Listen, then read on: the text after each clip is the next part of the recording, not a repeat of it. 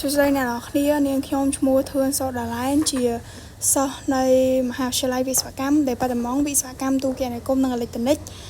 នៃសាកលវិទ្យាល័យភូមិន្ទភ្នំពេញថ្ងៃនេះខ្ញុំមកធ្វើ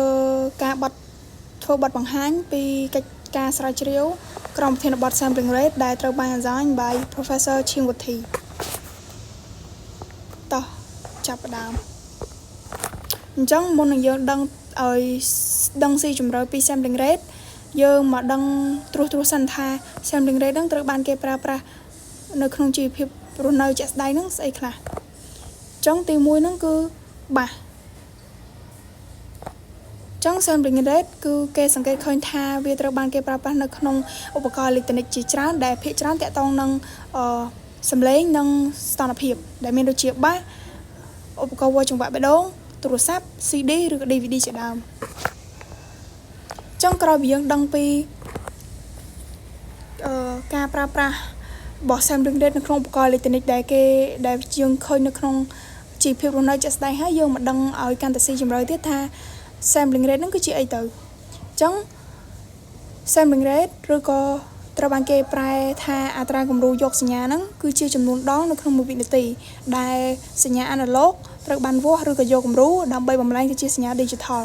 និយាយរួមបើនិយាយស្រួលយល់ទៅកម្រិតនៃការ sampling ដែល sampling ហ្នឹងគឺមានន័យថា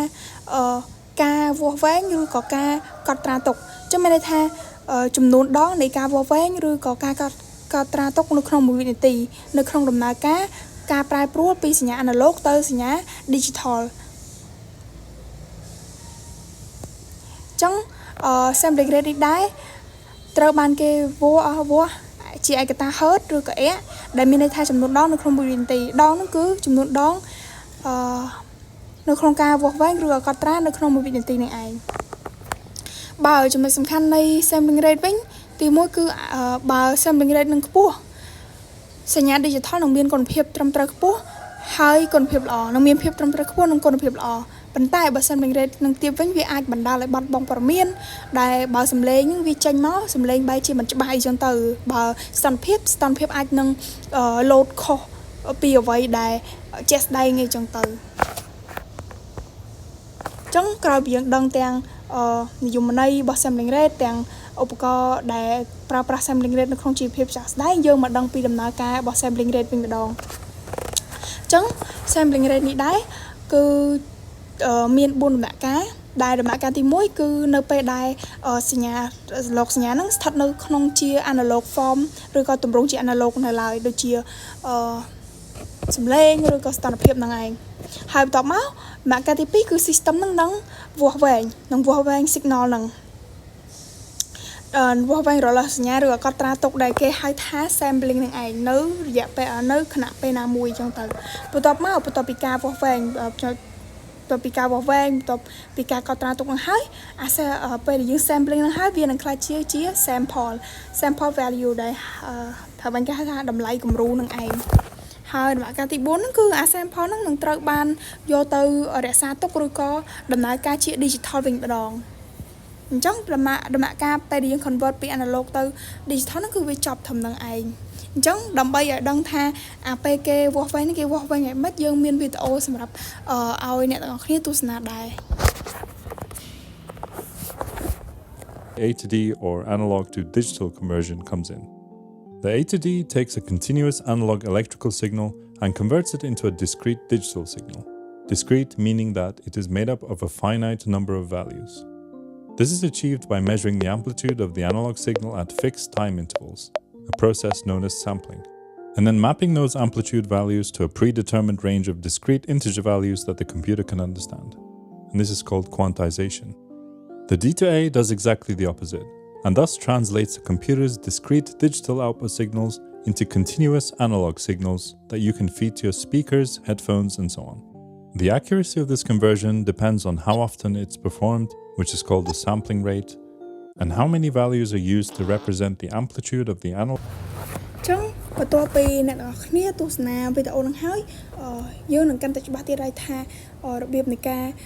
វាស់វែងរបស់គេនឹងគេធ្វើបែបម៉េចចឹងសរុបជារួមមកដំណើរការរបស់